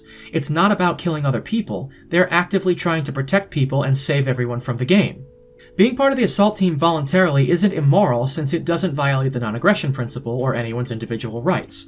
There's no deception or coercion involved in working on clearing floors of your own free will, and it's only crazy if you go in recklessly and don't make preparations to preserve your well-being. But doing something irrational and reckless in the heat of the moment, while unwise and probably even damn stupid, also doesn't make you insane. If you think it does, then I recommend you reflect back on any time in your life where you did something irrational in the heat of the moment that could have gotten you hurt or killed. Are you insane for that? If so, then how could you judge? Pot, meet, kettle. If not, then you've refuted the idea that brief periodic lapses in rationality make one completely insane. Participating in floor clearing with caution and making sure to plan ahead, coordinate with others, and strengthen yourself properly is a perfectly rational thing to do in SAO. If doing anything dangerous that could lead to being killed was inherently irrational and something that only an idiot would even consider, then Shinji's a fucking idiot for getting in the robot, Lena's a fucking idiot for using the Gigaslave not once but multiple times, Kenshin's a fucking idiot for going up against Shishio, the list goes on. Name your protagonist who has gone up against life-threatening odds, and by this logic, they're a complete imbecile and the story is inferior for it. But if we don't hold them to that standard and criticize them for making those decisions, or try to use them making those decisions as a reason the story is poorly written, then why do we hold SAO to that standard? If we don't apply a standard universally, then it's not valid to apply it at all. The entire concept of a standard is something that's a universal measure. About the only thing you could argue as irrational is Kirito's solo play, and even then, that can be justified by taking the necessary precautions. Is it entirely rational? No. Is it insane? No. And insofar as taking issue with people being jovial and making the best out of their time trapped in the game is concerned, do you really expect everyone to be dour and all business all the time for 2 years straight? Especially kids in their teens? Their ability to adapt to life in Aincrad is even brought up multiple times. Are people not allowed to laugh and experience positive emotions, either genuine or as a coping mechanism during negative situations in your mind? That's just a ridiculous thing to criticize. And saying they rarely ever have a care in the world is just demonstrably false. Another aspect of Kirito's character, or lack thereof, is his personality. He barely has one, and when he does, he's often an asshole to most of his friends. As far as barely having a personality, refer to what I said before. Being a socially anxious introvert who's interested in technology and has difficulty opening up to other people is a personality. You know how I know that? Why I'm able to recognize his behaviors and feelings for what they are? Because they're mine. We share a personality to a T. His interests, his mannerisms, his issues. I live all of it. I'm a mild-mannered, socially anxious computer geek who hasn't felt close to his family of origin since he was 10, and who escapes into virtual reality to feel that connection and sense of belonging. I struggle with being constantly unsure of and anxious about how I'm going to be perceived and whether or not I'll be accepted. I have issues with internalizing and isolating when I feel hurt. I'm constantly trying to recognize my own capacity to do wrong and actively work against it, to the point of being too harsh on myself too often. I've tried to save someone and be there for her, only to have a series of accidents and poor judgment calls take her away that I blamed myself for, until I was made to feel worthy and accepted again by someone else who I'd had a friendship with before being apart for a long time. Again, the list goes on. To say that Kirito doesn't have a personality is to say that I don't have a personality. We're one and the same, and where he ends up as a person and in his life by caliber is where I would want to be. That's why I identify so closely with him and based my handle off of him. He's someone I look to as an example of what it looks like to overcome these things and make peace with yourself in a healthy, realistic way that relies on self-acceptance, moral clarity, conscious effort, and the help of people who care about and accept you in spite of your faults and failings. Kirito is amazing, and he's by no means an asshole either. He and his guy friends rib each other with good-natured jabs and antagonism as guy friends do. He's nothing but sweet and protective towards Silica and Sachi. He's respectful and cautious around Asuna at first until their relationship grows and the caution fades away, and he doesn't start antagonizing Liz until she gives him shit first and starts puffing out her chest. He's perfectly cordial with her even up to the point where she's snapping at him for breaking her sword. Then they stop when they begin to get along. The most blatant example of this was the Lizbeth episode, where he's almost constantly berating her as if he were Stone Cold Kirito Austin. If it breaks, then that's too bad! Don't freak out! But I'm falling in love with you! What? Jokes aren't arguments. And when they leave out a sentence that adds context that reframes it away from making the point you're trying to make, they're even less of an argument. Besides, he literally couldn't hear what she was saying because of the rushing wind. That's not him being a dick, that's called not being able to hear what she was saying. Like I said, he doesn't start antagonizing Liz until she gives him shit first. Breaking the sword was unintentional, and he intended to take responsibility for it on the assumption that it would either resist his elucidator or break it. And even then, it's the same kind of jabs and posturing he does with Klein and Aegil in response to her jabs and posturing. She's being tough, so he's treating her like one of the guys. There's no hostility behind it. That's just not in his nature. There's also the fact that Kirito is a goddamn loser with no life or friends, which is why despite him being extremely overpowered, the game isn't cleared within 2 years. Not an argument, not a fact, and demonstrably not true based on everything I've already gone over. I'm counting this one as 3 because you should be ashamed of that absolute shard of a statement. Fuck you! I ain't having that shit! If he truly cared about getting back to the real world, he'd be a permanent part of the clearing force. Instead, he's a solo player. He is a part of the clearing force. He's on the front lines working to get stronger, he's consistently a part of boss raids, and he's even stated to be with the assault team. He just spends his time alone more often than not because of everything I've already corrected you on previously. He does want to get back to the real world, and not just for himself. He says in episode 8 that part of why he keeps fighting is that it wouldn't be fair to the people who count on the assault team if they didn't fight. But his outlook is, as he explains it in episode 5, that they're not losing a day in the real world, they're gaining a day in Aincrad. They're still alive whether their environment is real or virtual, so why not enjoy what Aincrad has to offer and live a little while working toward the goal of completing the game? The show directly addresses this "why would you do anything other than work on clearing the game" thing that you make seem like such a hole in its writing, and the reason not only leads to one of the most beautiful and compelling relationships in anime, but it's a theme of the show. Once again, if you just paid the fuck attention even a little bit, you'd know this. And oh god, Kirito being a solo player is the worst. Kirito says that he's a solo player at the end of episode 2, and at the beginning of episode 3, he's in a guild. In episode 4, he teams up with Silica. In episodes 5 and 6, he teams up with Asuna. In episode 7, he teams up with Lisbeth. And only at the beginning of episode 8, after the 2-year time skip, do we see him alone. And in that same episode, not only does he team up with Asuna again, but by episode 11, they're fucking married. Except for all the time that we don't see where it's understood that he's off on his own during the time skips between episodes. Episode 3 takes place starting 4 months after he goes out on his own, and is the primary reason he avoids being in guilds, which he explicitly states in episode 10. Episode 4 was a combination of goodwill and convenience, episode 5 was a coincidence, episode 7 was out of necessity so he could get a new sword, and for the love of God, there is no 2-year time skip, there are time skips of various lengths that occur throughout the 2-year period in which the game takes place.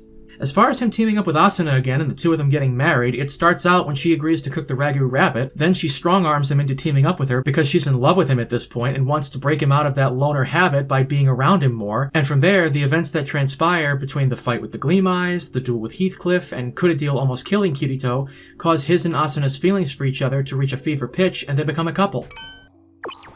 So explain to me, why does this stupid little shit keep saying he's a solo player? Oh, right, because it's edgy. He's edgy because he's alone. What a cool guy.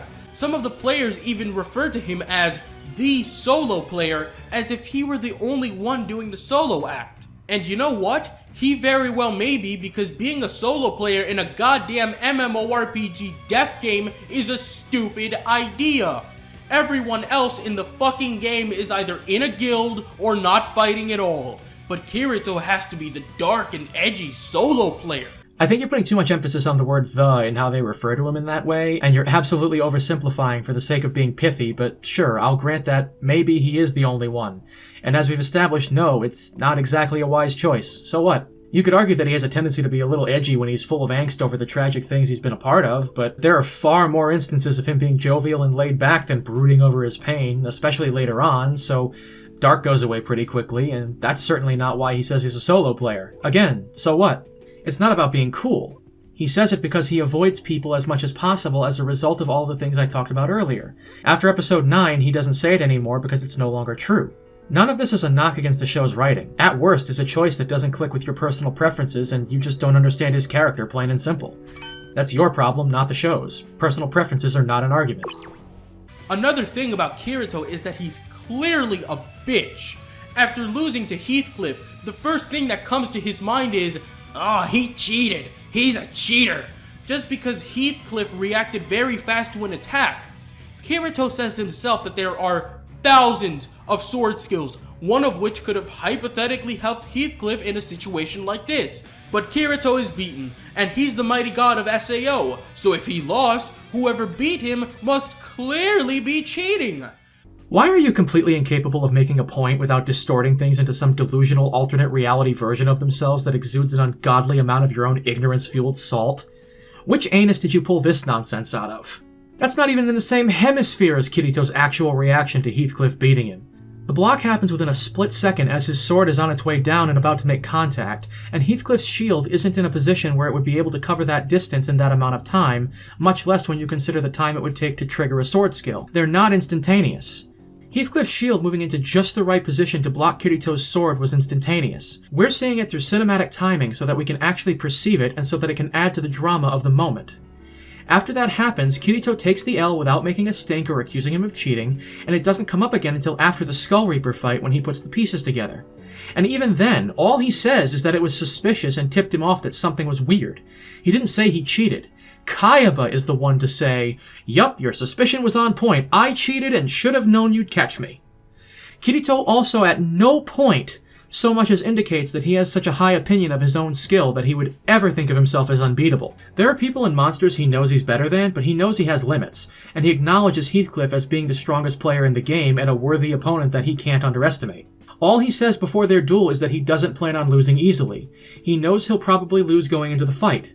Contrary to your interpretation as someone who doesn't understand him as a person, the kind of arrogance and petulance that you ascribe to him is entirely outside of his personality. If it wasn't, he wouldn't be beating himself up the way he was over believing he was arrogant when he was just trying to help others while protecting himself. Ugh. You want to know who SAO's best character is? It's Agiel. Not only does Agiel realize that the beta testers were not bad people because they left free guides for parts of the game at the stores, he also realizes that SAO is a death game and needs to be treated as such, so he becomes a merchant in a safe zone where he cannot possibly be killed. The only time he ventures into fighting again after this is during the Skull Reaper fight, and that's to support his friends in combat. Agiel's a certified bro and a level-headed adult that puts others before himself and acts as a voice of reason and guidance. There's no doubt about that. I love Agiel. But who you like the most is entirely subjective and not an argument. There are plenty of likable, relatable characters in SAO. In fact, all of them have traits that are sure to make them endearing to somebody, and I love all of them like a family because they're Kirito's family and I relate so closely to him that we may as well be the same guy. But in terms of complexity, growth, and potential emotional impact, Kirito and Asuna stand head and shoulders above the rest because they're the main character and the main character's right hand. They get the most focus and development throughout Aincrad and the series as a whole, and so even if you personally like or relate to another character's personality more, which is entirely valid and wonderful, they objectively have more to them, with only Sinon and Yuki carrying similar weight. But we'll get to them in due time, don't you worry. But in the words of Klein, "You're not off the hook either." There you go again with the fighting on the front lines is stupid and so not fighting makes you smarter and a better character thing. Everyone recognizes SAO as a death game and needs to be treated as such. That's why they're so careful and anxious about how they proceed with boss raids and why people are so afraid to go out of the safe zones. But the players working to clear the game also recognize that they need to do something to try to get everyone back to the real world and can't just sit idle until something maybe gets done on the outside. The players working to clear the game are taking responsibility for the lives of every person in the game. They're doing what they can for the benefit of those who can't.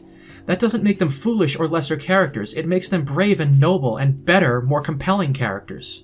While I'm not by any means averse to the smaller slice of life stories in SAO, in fact I love them, if everyone hung around the town of beginnings and we had an entire series where nobody ever left because it was the smart thing to do, there would be no story. There would be none of what makes SAO great, and people like you would be complaining about how boring the show is because nothing of significance happens. Then it would necessitate either everyone dying in the hospital, which good God would that be an awful ending, or the government managing to free everyone, which would not only be a lousy ending in its own right, but a deus ex machina as well, which you would no doubt criticize. So shut up about it being stupid that the characters actually play the damn game! And oh, by the way, Agiel doesn't stay in town exclusively until the Skull Reaper fight. There's no way he could be strong enough to take a hit from the boss of floor 75 if he did that. Your own logic creates a plot hole that just assuming he's going out and working to clear the game while also having business hours where he's in town running his shop alleviates. While I agree that Agiel is great, your actual point that he's the best because everyone else is stupid is dead wrong, so you get nothing. You lose! Good day, sir! Asuna turns into a tsundere halfway into the show, and a helpless one at that, because she needs Kirito to deal with Kurodil.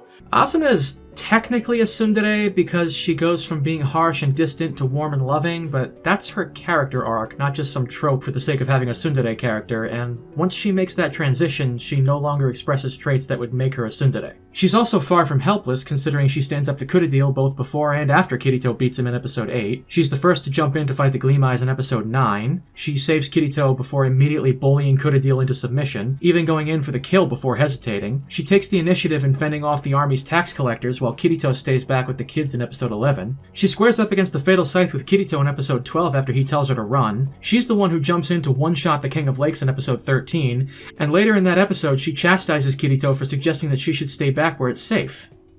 Furthermore, with regards to her needing Kirito to deal with Crocodile, when Crocodile, an older man, disregards her authority and starts stalking her outside her house, she gets justifiably freaked out and goes to Kirito, a man who she trusts and knows won't disregard her concerns like Commander Heathcliff might. When Crocodile grabs her, Kirito steps in of his own accord, and after being put in his place, he acquiesces. In episode 10, Asuna easily overpowers him and has him cornered, but she hesitates when he pleads for his life because she's not a cold-blooded killer. When he disarms her and goes in for the kill on her, Kirito jumps in and kills him to protect her after she just saved his life because he feels he owes her, in addition to the fact that he refuses to let anyone else he's capable of protecting die. At no point is Asuna stripped of her agency or incapable of helping herself to some extent, even if someone steps in and gives her a hand anyway. She's consistently one of the most powerful fighters in the game and shows no hesitation in taking care of business. Helpless couldn't be further from an accurate description of her. Klein is largely okay, but he does creep a little when Kirito mentions that he has a little sister. He does creep a little, but it's played as a joke, and it's not when Kirito mentions having a little sister. 10 minutes into episode 1, he says he has a mom and a sister and doesn't specify her age, to which Klein responds by asking how old she is and what she's like. Kirito doesn't know how to respond, so he says she doesn't like games and would never date a gamer, but he never mentions her age. When Klein presses further, he knees him in the jewels and the joke wraps up. You not liking Klein being a thirsty goofball is a matter of personal preference. It's fine if the joke doesn't land with you, and that's something that makes the character less appealing for you, but it's not an argument. Silica is a dumb loli. You're not just wrong, you're stupid. Not an argument. Silica is a character whose disarming cuteness, doe-eyed innocence, and big heart catalyzes Kirito's redemption arc by bringing out his compassionate, protective nature after the tragedy of the moonlit black cats left him even more withdrawn and emotionally damaged than ever before. When he meets her, he believes that he's unworthy of being seen positively by anyone, but he still has his good nature, which is why he helps her. Her warm, innocent affection and gratitude for him saving her and helping her bring her best friend back, something that we know he wishes he could do for himself, is what revitalizes his ability to connect with other people, which is what allows him to gradually open up more as time goes on and eventually heal. He shows her kindness, she reciprocates, and they're both better for it. And you're ugly, just like your mum. Lisbeth is just waifu bait. Well, excuse me, princess. Not an argument. Lisbeth in Aincrad is to Asuna what Aegil is to Kirito. A friend they trust and can confide in who does what they can to support others regardless of where they fall in the ranking of players. Lisbeth's place in the story, and as a friend of Kirito's, is to show the healing power that Kirito's developing positive and hopeful view of the world and other people has on someone else who feels emotionally isolated and cut off from the warmth of being truly close and vulnerable with another person. The warmth of the heart. If Silica acted to put a crack in the armor around Kirito's wounded heart and begin the healing process, and his words and actions during the events of episodes 5 and 6 were a peek into the more compassionate and optimistic person who was at peace with himself that he was becoming, then Lisbeth acts as a demonstration of his ability to pay that catharsis forward, something that's been developing with Asuna already, but that we won't see realized until later. And Kayaba is fucking terrible. If the intent with Kayaba was to create a morally gray character, they failed. Although a strange example, Dexter Morgan is a fine illustration of a morally gray character done right. Am I evil? Am I good? I'm done asking those questions. I don't have the answers. Does anyone? Dexter has a clear moral conflict within himself that presents itself during season 2 of the series. Not an argument. I can't speak to anything about Dexter because I haven't watched the show and he doesn't go into any details about it here, and I do have plans for a video on the morality and psychology of Kayaba since I find it to be an interesting topic philosophically. But simply making the statement, Kayaba bad, Dexter good, then playing a generic edgy quote from Dexter to show how good of a morally gray character he is does not constitute an argument. I honestly think it's funny that the quote he uses here is even more bland and edgy than anything Kirito says, yet he jumps all over Kirito for being bland and edgy. I shouldn't have to go watch 2 seasons of a TV show that I'm not interested in to get an argument for why this is a good example of a morally gray character in contrast to what he claims to be a poor example, while he never explains why it's a poor example. If he can't be bothered to substantiate his claim, I don't have to entertain it. Keep in mind, all of this is shown and not told. This is another problem with SAO. Things are told to us, but not shown. People being killed by the nerve gear? Told, not shown. Those 2,000 players being killed within a month of the game launching? Told, not shown. Kirito saving Sachi's guild? Told, not shown. Kayaba's dream to create a sky castle and his path to doing it? Told, not shown. Ah, the classic show don't tell from critics who don't recognize things that aren't explicitly spelled out for them. Something's shown instead of told, they don't pick up on it for whatever reason, then they bitch about things being told and not shown. God, where the hell do I even begin? Really, any of the things that I pointed out in this video could disprove this. If anything, SAO will show a concept in action and then expound upon it later through dialogue after the audience has had an opportunity to pick up on and process it for themselves, with the assumption that you've been able to do just that. It discusses these ideas without breaking them down and shining floodlights on them, but without leaving them too vague and esoteric. There's a good balance of simplicity and complexity to the ideas and their presentation that makes it easy to follow, but offers enough to chew on and explore. Kirito's introversion, distance from his family, and vulnerability to the negative feelings others have towards him? Shown, not told, later discussed. His emotional growth, moral development, and transition from trauma to catharsis? Shown, not told, later discussed. His ability to touch other people in meaningful ways through goodwill despite his own failings and help them heal as much as they help him? Shown, not told, later discussed. The moral ambiguity of Kayaba's actions when his trapping them leads not only to death and despair, but to beauty and growth in the form of real, meaningful relationships and the ability to overcome great personal struggles? Shown, not told, later discussed. Kirito being Kayaba's foil in all the ways they're similar to each other, but the difference lying in Kirito's capacity for and understanding of love and human connection? Shown, not told. I think you get the idea. I think it's very telling that he focuses on unimportant details that don't need to be shown while completely missing more important details, story developments, and thematic elements that act in opposition to his assertion. His point just falls completely flat as a result. And told in 1 minute or two before the anime ends in one of the dumbest monologues of all time. Not to mention, Kayaba simply forgets his motives for doing all of what he did in SAO. Never in any medium that I have read or seen has a villain simply forgotten why they're doing what they're doing. Why is the monologue dumb, much less one of the dumbest monologues of all time? Why is Kayaba not remembering why he did all of this so terrible? He even thinks it's strange that he doesn't remember exactly. Please, explain. Because you not knowing of any other antagonist forgetting their motivation is an appeal to personal ignorance. I've never heard of such a thing, so this is flawed, is not an argument, and just calling it dumb and not explaining why with reason and evidence is, you guessed it, not an argument. This one's counting as 2 points just for the double non-argument. And with that, I am done. I'm sure that I have missed things here and there, and yes, while SAO does have semi-decent animation and a good soundtrack, it is not worth watching. I have seen these 14 episodes now in both Japanese and English. There is no distinction between the quality, they're both horrible. There is nothing, and I repeat, nothing redeemable or good about the Aincrad arc of Sword Art Online. Between the stupid characters, the idiotic decisions of these stupid characters, the plot holes, the bad writing, and the insultory plot, time could be better spent watching a dog lick its balls. This is why the Aincrad arc of Sword Art Online gets the final rating of, say it with me, rest in piss.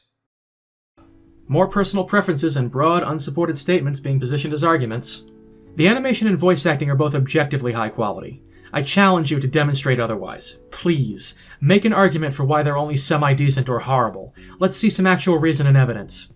I'm counting this one as 5 points, because this was one miserable attempt at a conclusion, riddled with completely vapid jabs and non-arguments, and was as undeserving of the confidence it was put forward with as they come. And now with all that taken care of, let's just see how he did. So, out of 60 points available, I gave him 1 point for an accurate description of the basic plot, half a point for a technicality since I agreed that Aincrad would have benefited from more fleshing out and slower pacing, but his overall argument was still trash, and half a point for accurately describing half of the episodes. And that's it. I repeat, that gives us 2 points out of 60 in a 45-minute rant. The overall truth rating of this video, which mind you was presented to me as a good argument for why SAO is supposedly so awful, is a 3%! The epitome of sophist gutter trash and an absolutely abysmal showing that DXFan should be utterly ashamed of. There's no question about it that this turd of a video gets an F-, and my seal of disapproval. Time could be better spent watching this clip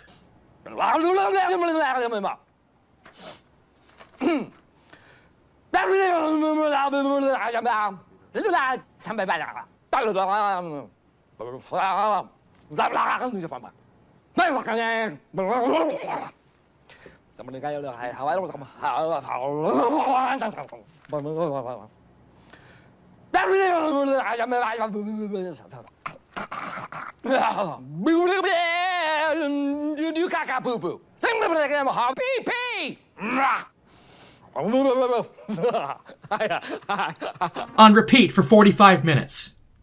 Rest in piss indeed. Phew! I know this was a long haul, but if you stuck through it and kept an open mind throughout, allow me to express my most sincere gratitude for your patience and consideration. I really do appreciate it, and if any part of this video got you to think about SAO in a way you hadn't before, or you learned something, let me know in the comments because I'd absolutely love to hear it. I love knowing that I've gotten someone to open their mind up and think more critically about something they might have taken for granted before. By the same token, if you have a counter-argument for something I've presented here, or you think I missed something, you're welcome to present it, and insofar as you're respectful and don't come looking for a fight, we can discuss it. When you're one guy writing a 40-page response video, some things are probably going to slip through the cracks, but I did my best to check my arguments and make sure they were as comprehensive and defensible as I could make them. Unlike some people we know who just bloviate with blind certainty. This took me like 3 weeks to write. SAO is something I like to focus on because it's so valuable and meaningful to me, but everyone just takes what the haters say at face value and waves their videos around as if they're presenting some kind of harsh truth when, in reality, this kind of thing is more the norm. There's a reason I say I've yet to find a good argument for why SAO is bad or even meaningfully flawed, and this video is a prime example of that. There's no shortage of these kinds of videos, and I'll do my best to tackle them all in due time. As I've said before, I have absolutely no problem with SAO just not suiting your personal tastes, but it's when you jump from the realm of personal preference into the realm of truth claims and start claiming it's bad that you need to be able to actually support what it is you believe. Links to Twitter and Discord can be found below, and liking and sharing this video is tremendously helpful for small channels like mine, so if you could do that for me, that would mean so much. I look forward to hearing from you all, and if you're content to just watch, then I'll see you in the next video. Much love, take care.